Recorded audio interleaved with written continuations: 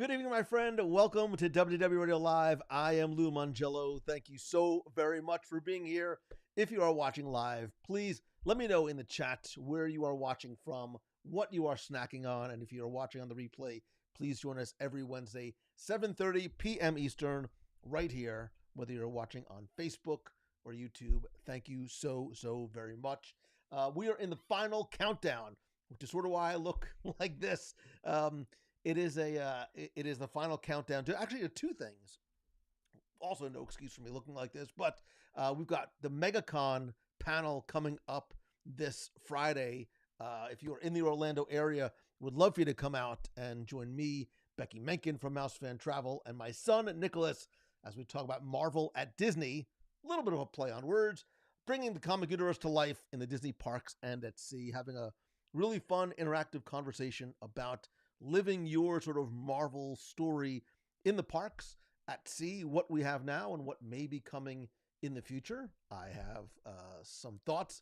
And then the following day, we hop on board the Disney Treasure for our WDW Radio group cruise. I'm going to get my workout this week. I'm trying to pack all the things that I need to bring on this cruise that have nothing. It's not even like my clothes or hair product. It's stuff for you if you guys are going to be on board. So we've got some cool things and some fun surprises in store. So, but this week I did want to hear from you. Hopefully you had a chance to download, subscribe, and listen to this week's show, The Music of Disney's Animal Kingdom, which completes sort of. I think there's what, you know what? Well, maybe we'll do a show about the music of the resorts and Disney Springs. But in terms of the parks in Walt Disney World, 1, 2, 3, 4, 5, 6. This is the ninth.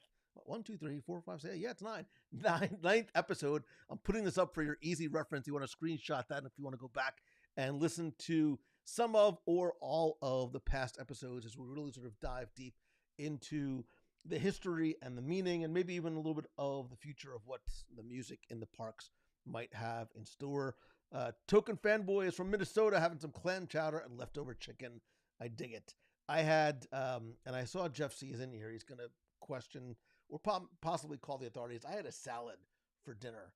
I don't know why I think having a salad on a Wednesday when I'm about to get on a cruise is going to like have some sort of miraculous effect. Like it's going to suck out all the current calories and I might as well just go all in, which is what I'm planning on doing. So,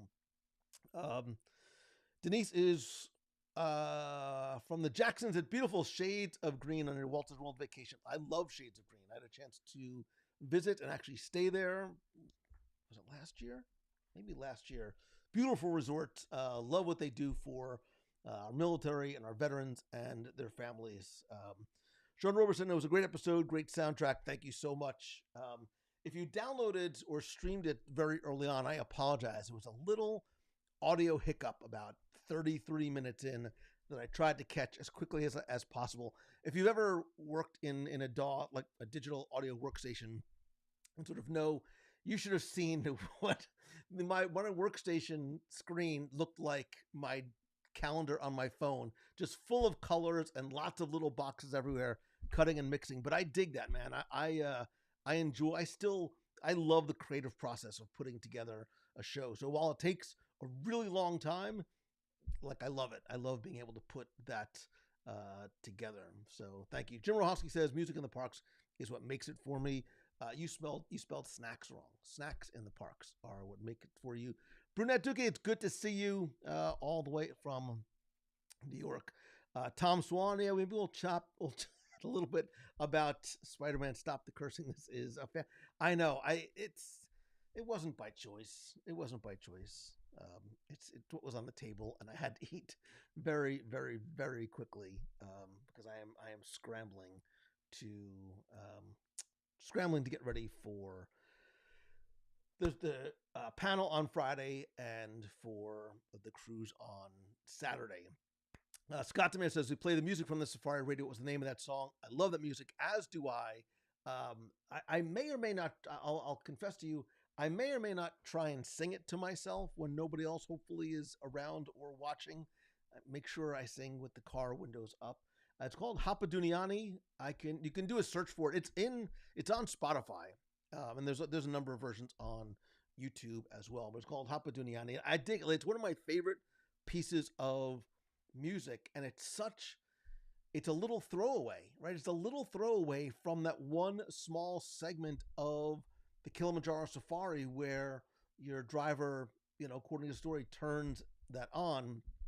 But I dig it a lot. So I'd love to know from you, what is your favorite music in Disney's Animal Kingdom, whether it is from an attraction or sort of area music, right? What's that sort of background music that you just enjoy sitting and listening to, whether it's from a certain land, a certain attraction, or just overall? Where's sort of your favorite parks music? Right now, we've sort of covered all of the parks music. Scott says, "Sing it." I thought that was you sing it all. It was not. It was absolutely, you do not. There's a lot of things you want to see, Scott, or hear, and very high on that list should be me singing probably anything, including but not limited to the soundtrack for Grease.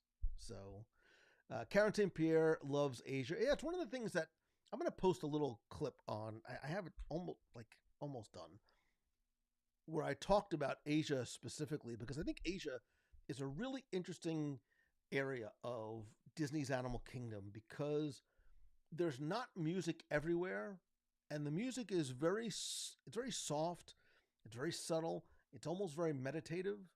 And I think we had a really nice conversation about this with Lisa and Zach, how in life there's not music everywhere, and I think in nature there's obviously not music everywhere, but the sounds of nature itself are very sort of melodic, and I think there's this wonderful seamless coexistence and transition between the sounds of nature and the sounds of music, especially in that section of Asia. And I think Asia is, there's a few places in Disneyland Animal Kingdom, but I think Asia is almost replete with a number of out of the way, tucked off to the side, almost relatively solitary spots that you can go and just enjoy the sounds of the park. There was discussion about going to Disney's Animal Kingdom tonight. However, look at me. I am desperately trying to get a lot of things ready for the cruise, and it just it did not happen. But that doesn't mean that it cannot happen in the future. This conversation can continue if there ends up being some sort of a Wednesday evening nomad lounge sitting outside follow-up discussion about this. So Jonathan Goodman says, hot take, music is just as important of a character as Mickey or Minnie. I think that is not a hot take, Jonathan. That's why we just did 9 episodes on it, because I agree with you 1,000%. And I think, as we talked about in probably more than one, I think it was fascinating as someone who gets to, has the privilege of being able to go to the parks as often as not that I do, but as I can, post-COVID, when the crowd levels were exponentially lower, and there wasn't that cacophonous sort of see it in my mind's eye, like this level of verbal cacophony that's just sort of sitting there, and without that there, sort of almost being tampered down, the music was more vibrant and it came more to life, and it really, in some areas, almost overtook the background sounds, but in other areas it became so much more pronounced that I think it gave either a deeper appreciation of it or a recognition that music is there, because sometimes it is so much in our subconscious. I think Disney's Animal Kingdom is a great place where it's very subconscious in the background, and not necessarily, especially because they are songs, instruments, and styles that maybe we, especially domestically, are not necessarily familiar with. Kevin says, I love the music at Riviera Resorts. Could listen to it all day. Avi says, classic. I'm with you. I like Epcot music with the caveat of it being classic. Amy says, Animal Kingdom at night feels like you're watching the movie. Navi River is so underrated. I agree. I think Lisa is the one who pointed out just how, like many attractions, the music in the Navi River journey is so critical to the experience itself, possibly more than the $20 million audio animatronic that unfortunately seems to have some issues with its it's having some internal problems sometimes. So, but you're right in terms of not just the ambient music of that area, which changes, right? The music in Pandora, it changes just as the background sounds of the animals, because like in nature, the daytime animals and the nighttime animals are often very different in terms of who's awake, who's sleeping, and who is louder than others. So it definitely does play a part in that space. The Soarin' cue, when it plays the music from the Band of Brothers intro. See, now I have to look. Now I have to go and listen for it because I don't necessarily know what that is. Wait a minute. I'm going to see if I can.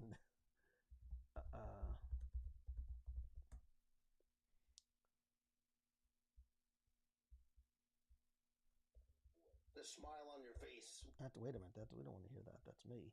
I'm trying to see if I can find the Band of Brothers intro.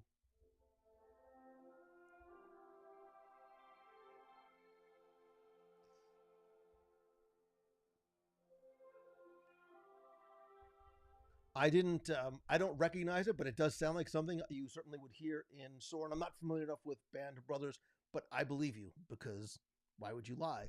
But it does. It very much sort of has that almost ethereal feel to it.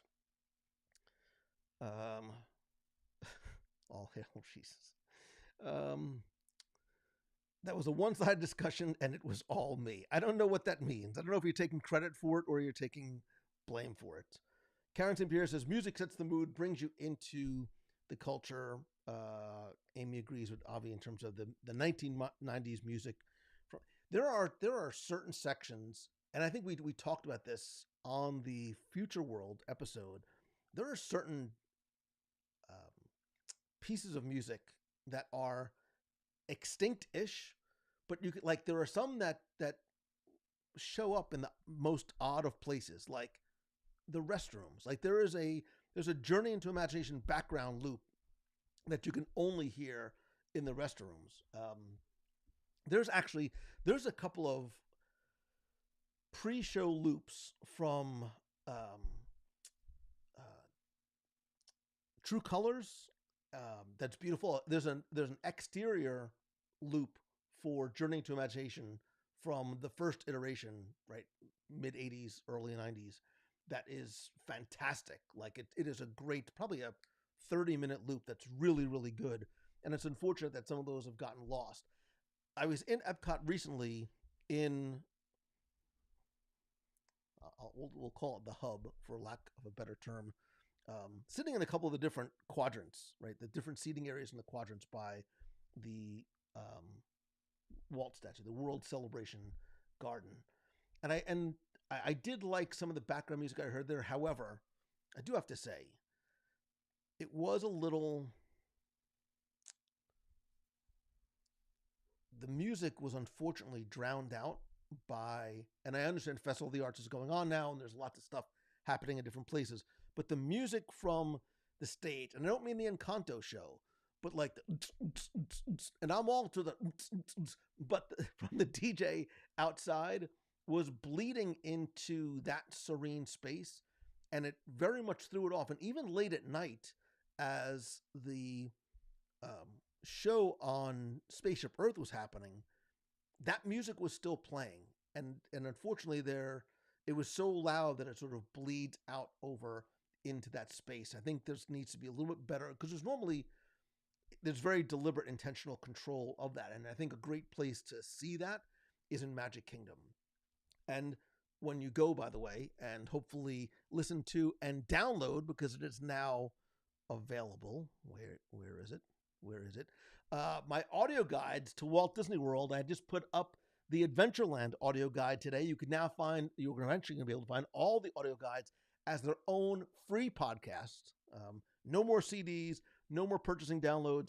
I'm making them available to you for free. If you go to Apple Podcasts or Spotify, you can find them. But I talk about this in the audio tours. And the next time, especially in Magic Kingdom, I think it's done exceptionally well.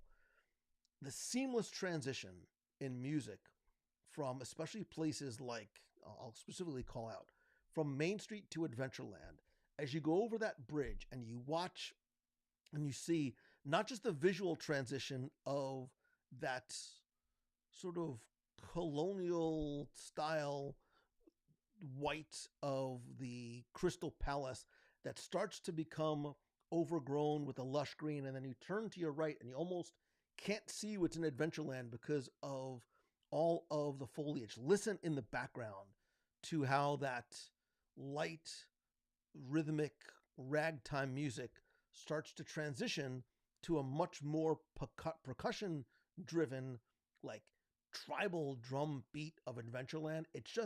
I think it's just so beautifully done, and it's so seamless until you pay attention to it and you're like, I get it. And your whole mood, the whole atmosphere changes, and it's due in large part, I think, to the music itself. Let's see. Let me catch up here. Maggie says, the memories of leaving Epcot, walking over the light up pavement, may you rest in peace, with that futuristic background music. I say rest in peace because I know that there is the lit pavement in the ground in the Celebration Garden, which unfortunately, I was there recently, and they need to close the area off, rip up what's in there, and fix it because it's not a great look. It's not a great look. I know what you're talking about. You're talking about the fiber optics in the pavement, which I wish they would bring back. If we're able to do all of these amazing technological things in this world, how could we not have fiber optics in the pavement once again? It's such an easy thing, and it's such a huge guest satisfier and such a nice surprise. Randall Jackson says, love the t-shirt tonight, all-time classic movie. Thank you, Randall. Save Ferris still holds true all these years later. I almost didn't wear this. Like, I grabbed a t-shirt and I threw it on. I almost didn't wear this because I don't know if you saw my Instagram stories. I have this somewhat tongue-in-cheek sadness as I discovered that.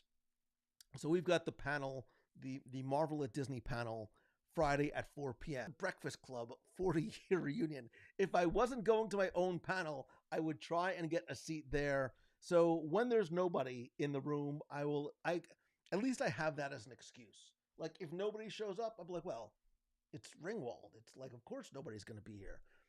I mean, that might not be the reason why nobody's there, but if so, I at least have that as an excuse. Kevin Shea says, I just spent 2 nights at this resort last weekend. I have to admit, favorite hotel. So Kevin, I assume that you are talking about the new tower at Disney's Polynesian Village, or are you talking about the Riviera?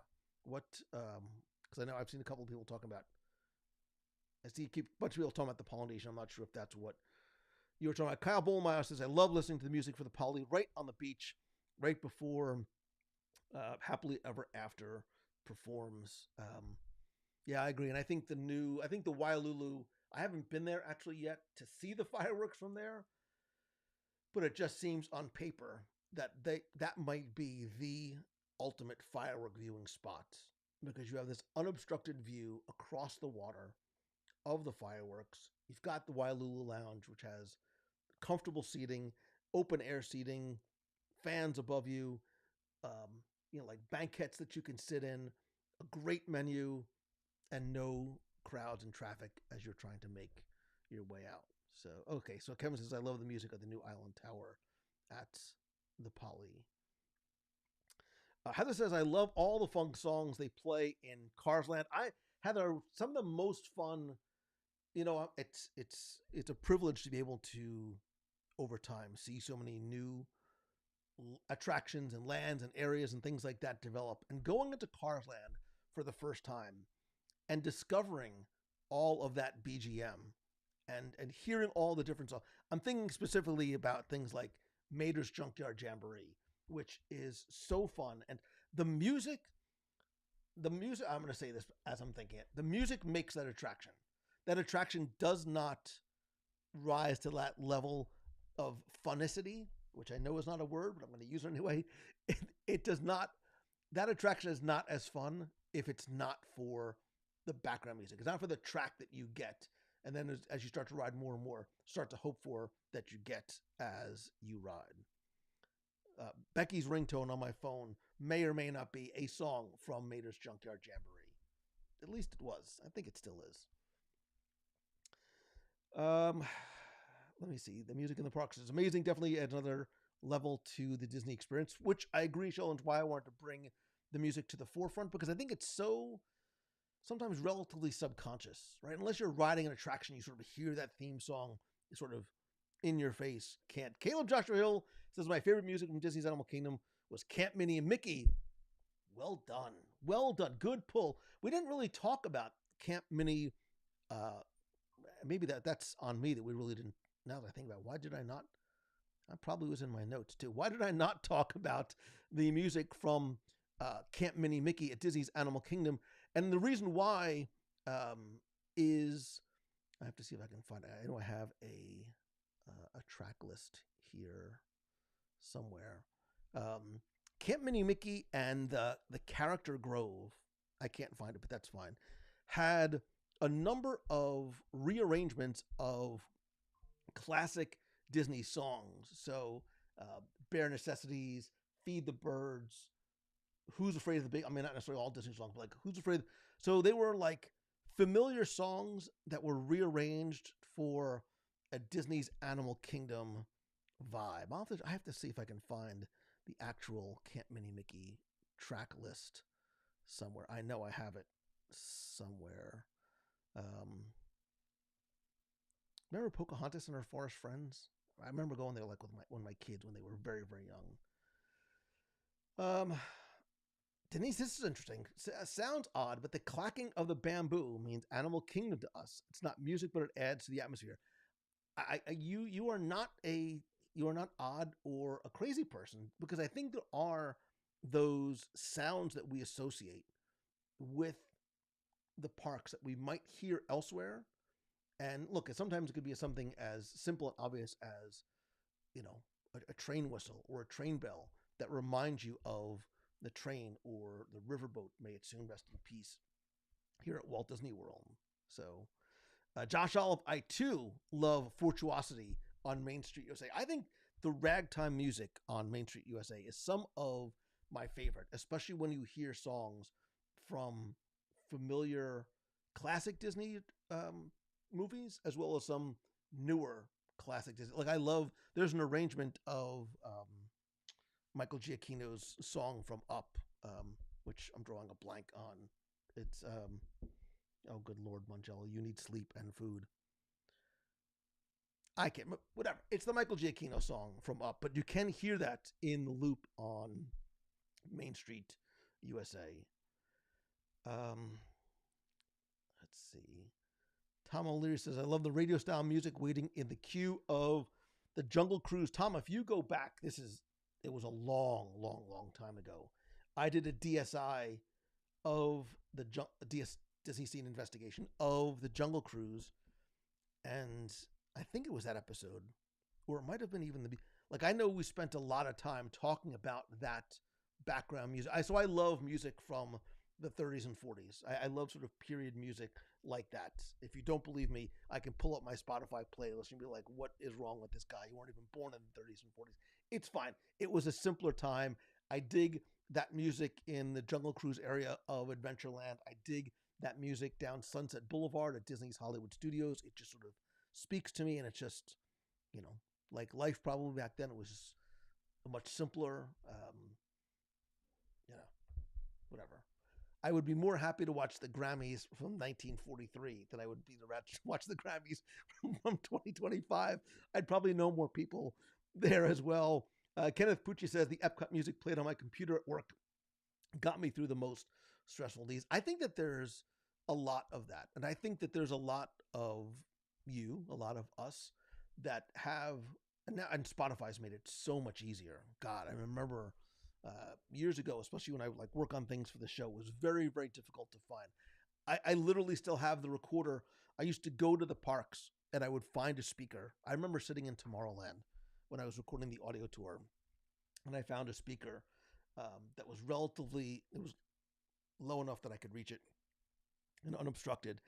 And I sat there for like an hour and a half, just holding my recorder there so I could capture as clean as possible all of the background music. Now you can find pretty much anything on Spotify or YouTube, or there's some old torrent sites that still have some of the master recordings for things out there, which is so great, especially if you, like me, have a sense of nostalgia for things that are, excuse me, no longer here. Karen says, please don't record in the restrooms. I don't, because that would just be weird and probably illegal.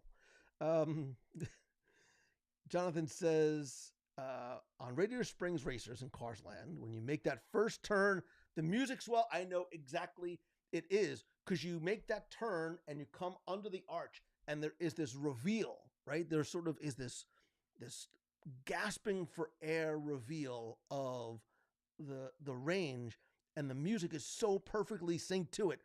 Jonathan, I got you. I know exactly what it is that you're talking about. And I love the fact that everywhere in Disney, it is so deliberate, it is so intentional, it is so synchronized, because it's not just what you see and what you feel physically, but what you feel emotionally because of that music. That moment is not as, and I'll tell you where that something like that is not here anymore. And it still disappoints me to this day. I love Spaceship Earth. I've always loved Spaceship Earth. I love the earlier iterations of Spaceship Earth. I'm still waiting for them to finish Spaceship Earth. The descent still is unfinished to me, but I digress. For years after it first opened, there was a moment when you reached the apex of Spaceship Earth and your vehicle, oh look, I can do it in my chair, and your vehicle rotates and you get that reveal of the top of the inside of the sphere and you see Earth, and you're like, there was this moment, this music moment that like it hit you. Like as your eyes met the visual, it hit you and you felt it. And that's not there anymore. And I don't know why. And this is not Dame Judi Dench's fault. It's, I think the script could be updated, but that's fine. But there is something lacking for me in that moment that used to be there. There's that punch, there's that oomph, there's that swell that you feel, not just emotionally, but you feel it physically, almost in the deep vibration of the vehicle. And I don't know why. I can't be the only person that miss it. I think Soarin's the same way, right? That Jerry Goldsmith score in Soarin', like Soarin' is not Soarin' without the Jerry Goldsmith score, because it's that good. And those moments and those beats that score hits make that attraction. It gives you that same,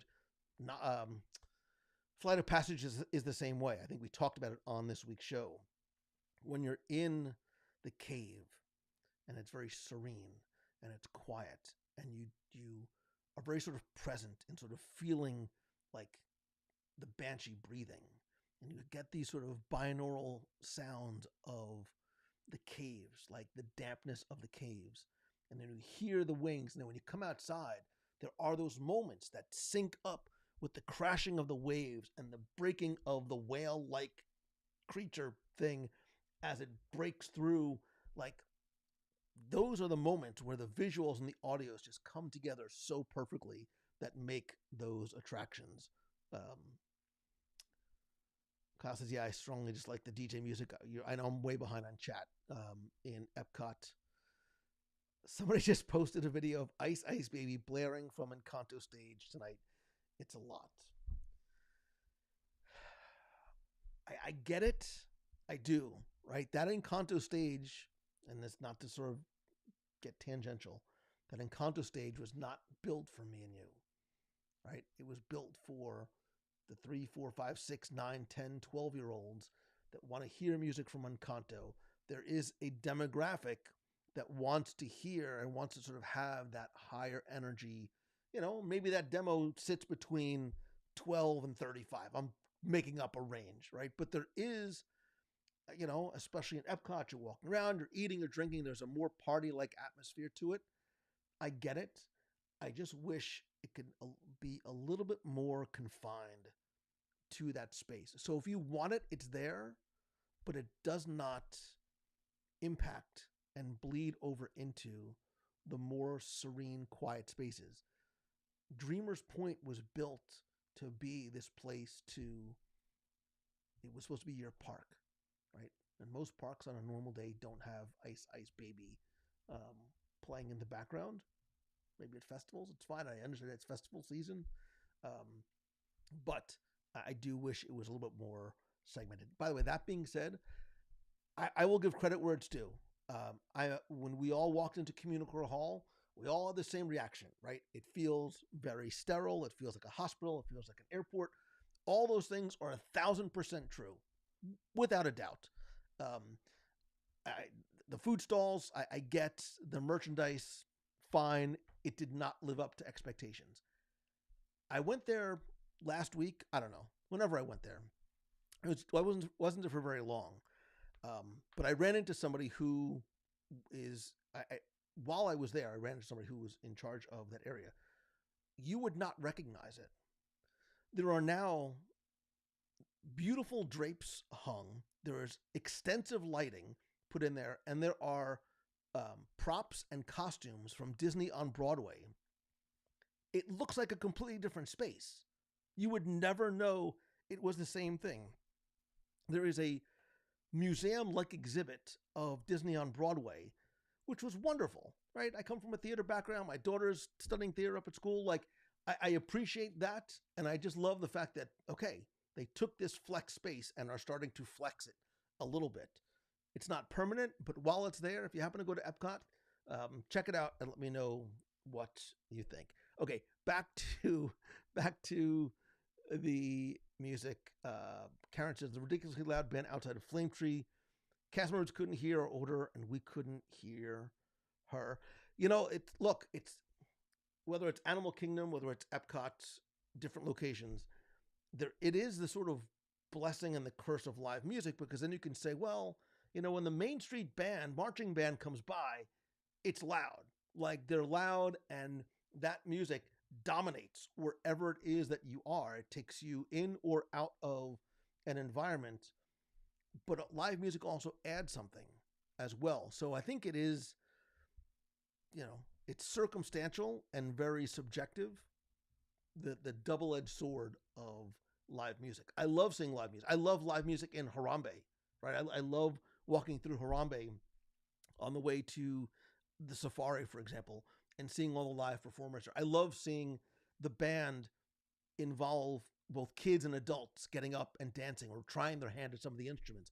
I love, you know, as loud and whatever it might be, when you go by the African Outpost in World Showcase, or you go by the drums in Africa in Disney's Animal Kingdom, there are sort of these percussion sets that kids can sort of get their hands dirty with, right? And play with. It might not be the most melodic sounds in the world, but I do love the fact that there is that interactive element to it. Caleb says, as a fan of EDM, I can understand why that kind of music should just be only during the nighttime. It was dusk when the DJ was there. I don't know if he's there all day, because I did dig the Encanto show. I think it definitely serves its purpose and it serves its audience, but I don't know. I guess this was just for a festival. Although when I was there and I did walk through that area and the DJ was playing, there wasn't a lot of people sort of hanging out there. So maybe it does need to be something that happened. But then you do that at night, thinking out loud. Again, you do that at night, and now you're competing with the show, the Magic Dream Fantasy Light Spectacular, whatever the show on Spaceship Earth is called, because I saw it happen. Those two sort of conflict and compete with one another, which is the thing that I do not want to see happen. Kyle Bollmeyer says, did someone say Papillon? Yeah, I think if there was a drinking game I think Papillon probably made it into every single one of the conversations we had about the music in the parks, even if it was not in Epcot per se.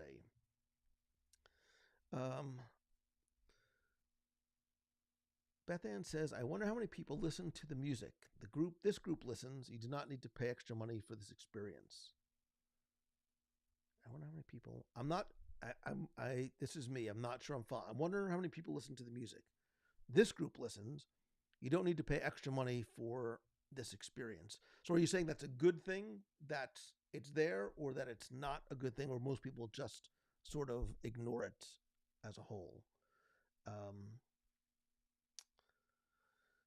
Lots of buffering. I think that's probably a me problem. I have nothing else running. There's nobody else in the house, but my internet today has not been molto bueno. So if that's the case, there's nothing I can do about it.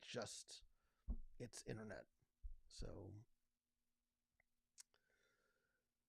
let me see. Another great music transition is between Galaxy's Edge and Toy Story. Kevin Cooper, that's a really nice pull because they are so musically almost diametrically opposed to one another in terms of the style. Galaxy's Edge, I know when we talked about the music of Disney's Hollywood Studios, Galaxy's Edge 2 is another area where the music is not just necessarily the music that's being piped in. I think there is a melodic sort of hum and rhythm that comes from the man-made natural sounds of just the background life that is supposed to be happening at Galaxy's Edge. But as it does transition to Toy Story Land and it becomes lighter and it becomes more upbeat and it becomes more familiar, there is almost that like, oh yeah, I'm starting to hear it, and you get that little smile on your face until you see how long the line for Slinky Dog Dash is.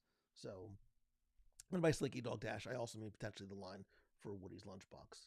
So, let me quickly go through. Brian Dennis, the Pocahontas show was great. I loved the Pocahontas show with live animals and Grandmother Willow. I love that whole area.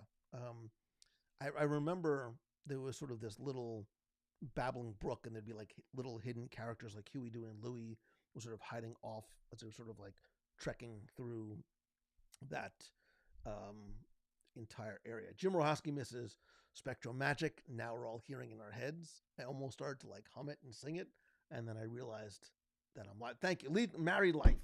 That's it. That is the Michael Giacchino song from Up, and from the arrangement on Main Street USA is amazing. The audio is cutting out occasionally. Yeah, that's got to just be. It's either a Facebook thing or an internet thing. I have nothing sort of running on any of my machines right now that should be doing that, and nobody else is even here. So, let me see. Does the park background music volume increase or decrease with crowd volume levels? Kevin, I don't know. Based on what we saw and heard in the post-COVID days when there were no real crowds there and the music seemed louder, I don't think that was a change in volume. I just think that the sounds of crowds sort of tamped down the sound of the music. I have a feeling it's probably the same across the board, but somebody else might know better than I do. Let me see. Josh says, Mr. M, your remarks on the Nemo show were spot on. Got to see magic myself, and in the eyes of my 4-year-old this past summer, we still catch it. Josh, I'm not going to lie to you. And by you, I mean anybody that's watching. And I'm totally fine with this. When I was putting the show together the other day, and I got to that section, I was, in fact, I wasn't sad, but I was. Like, I was shedding, like, real tears because it was this flood of emotion that came back to me thinking about those times with my son and, like, playing those songs again. And I'm like, I'm sitting here and I'm trying to produce a show and I'm weeping like a fool. And I'm like, thank God, like, I don't mix this stuff live. But then I was like, this is it. Like, it's why we're here. It's why we're like talking, like it. And this is the difference. Disney is not about, it has nothing to do with the rides. It has nothing to do with the characters. It has nothing. It has nothing to do with the food. It has to do with the way it makes us feel. It is. Disney is in the business of feelings. They are. And I think sometimes that's that difference that we talk about, that intangible, unquantifiable difference. I think it's the difference between this place and other places that don't have that same type of connection, save for maybe Harry Potter. I will give Harry Potter its due. My kids were not of the age. I get it. But I think we come here as kids, we come back as adults-ish, we come back as parents, whatever it is. We remember the movies. We have fond memories of experiencing something with maybe somebody who's not here anymore, whatever it might be. Those emotions well up in us, and it makes that Nemo show, which is great, it makes it spectacular, and it makes it memorable, and it makes us like, maybe it's just me. maybe I'm the only fool that cries to Finding Nemo, and it's fine. You know what? We're all friends. I have no problem sharing that with you. But there are moments that I'll find, and I'm not going to tell you the other songs that do this to me, but there are certain songs that I will hear, whether it is from a movie or whether it is from an area of the park or an attraction. Like, I know I'm toast. Like, I better be sitting in the back of a darkened theater with nobody around me, because I know it's going to hit me there, and I make no apologies for it, because it's what I pay for. Like, it's why I still do this, right? Because it still makes me feel this way.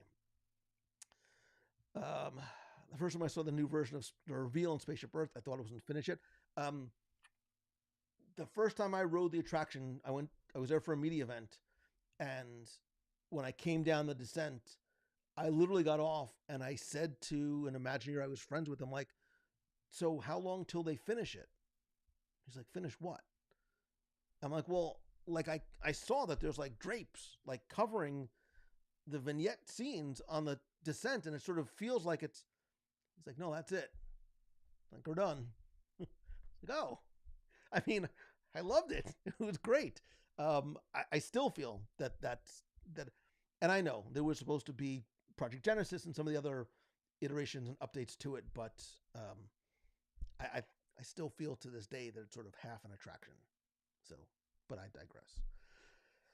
Jim O'Neill, my friend, says, I still have the Broke Hoedown from Main Street Electrical Parade as my phone's ringtone. I, too, for certain people, have certain ringtones, and I think that is one of those, like, opening day classics that will never, ever, nor should it ever, ever go away.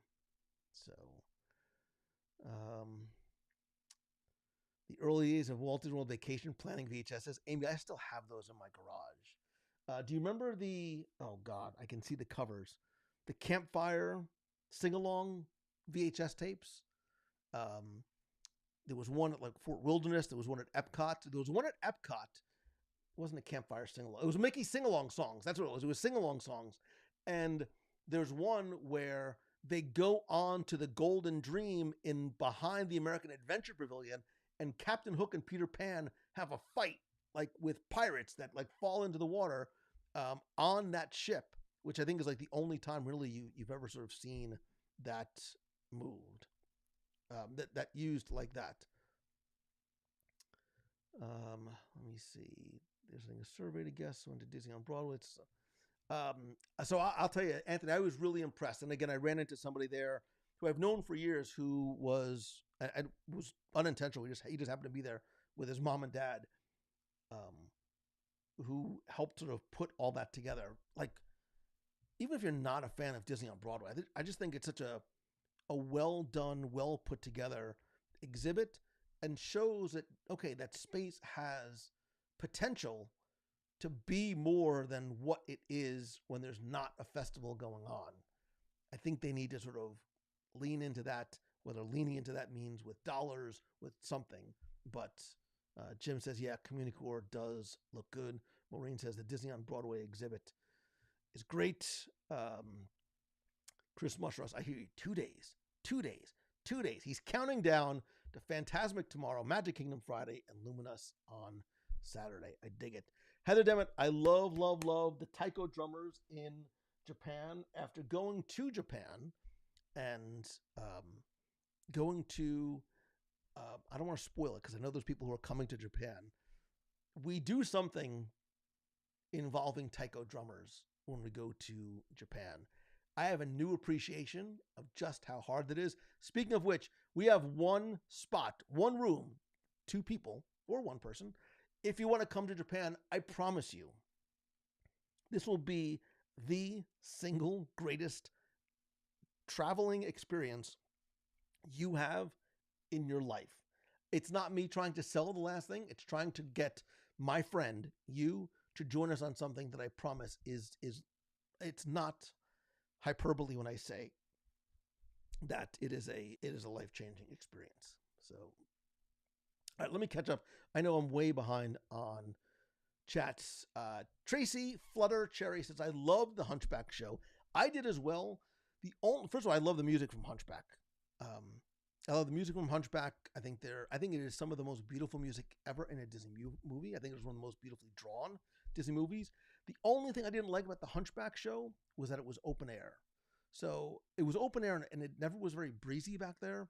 So it would get hot, it would get really hot. And if you thought it was hot for us, imagine those performers in those heavy costumes.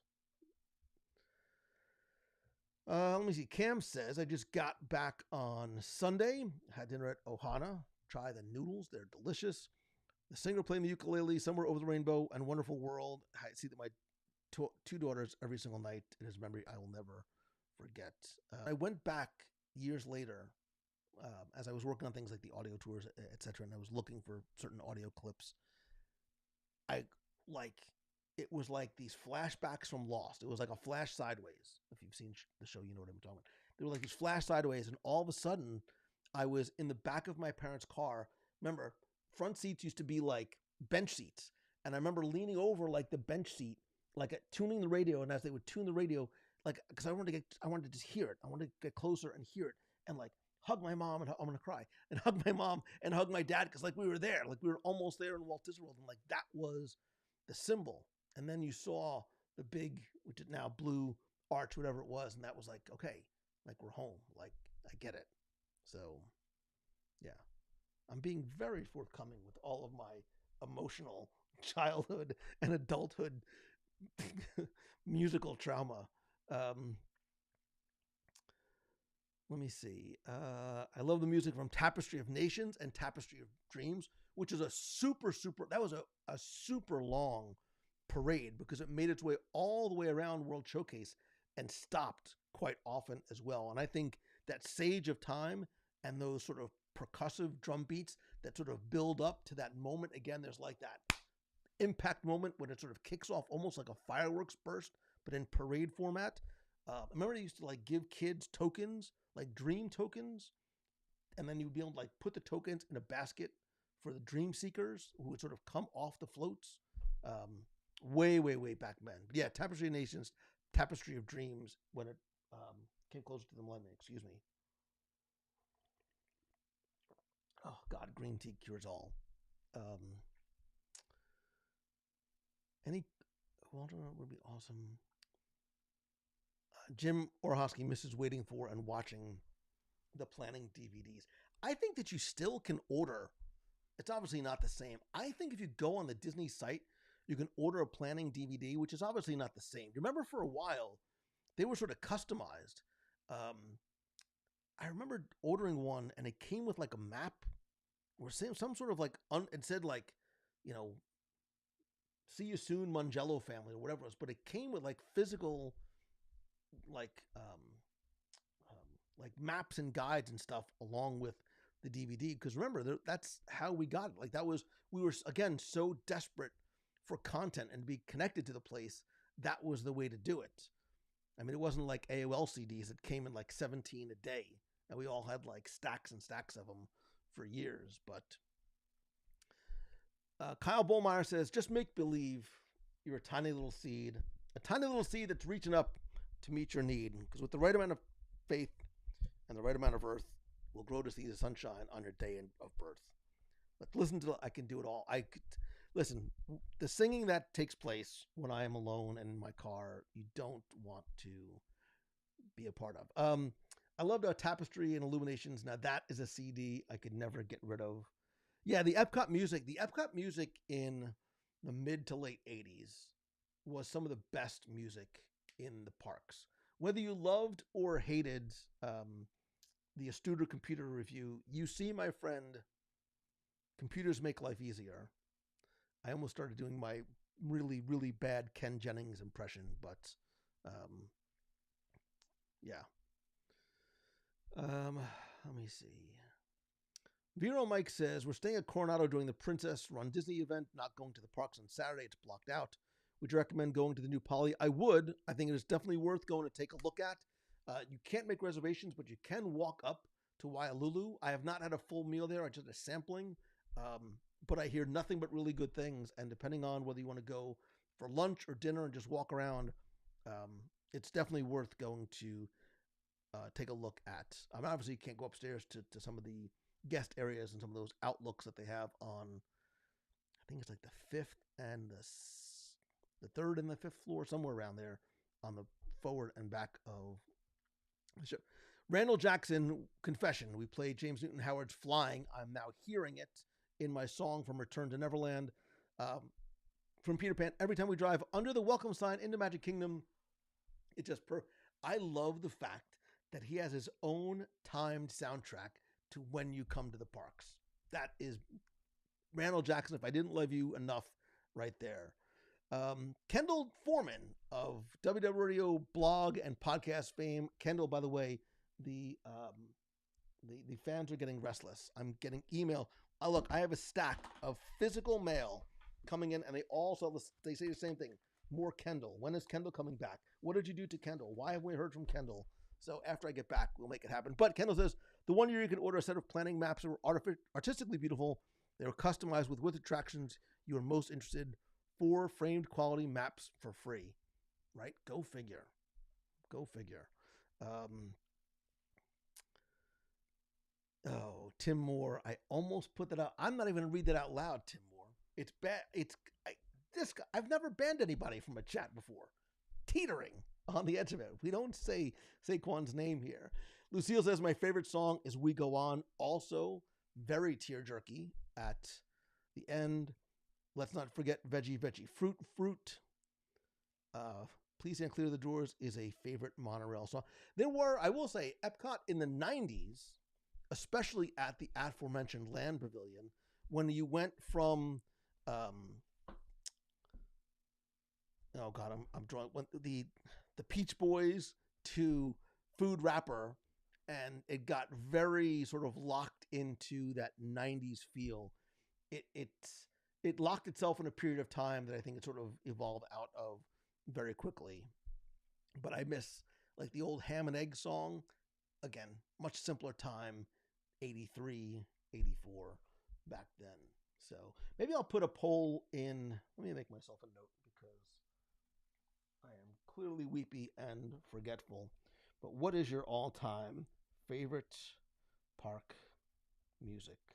Whether it is a score or theme song.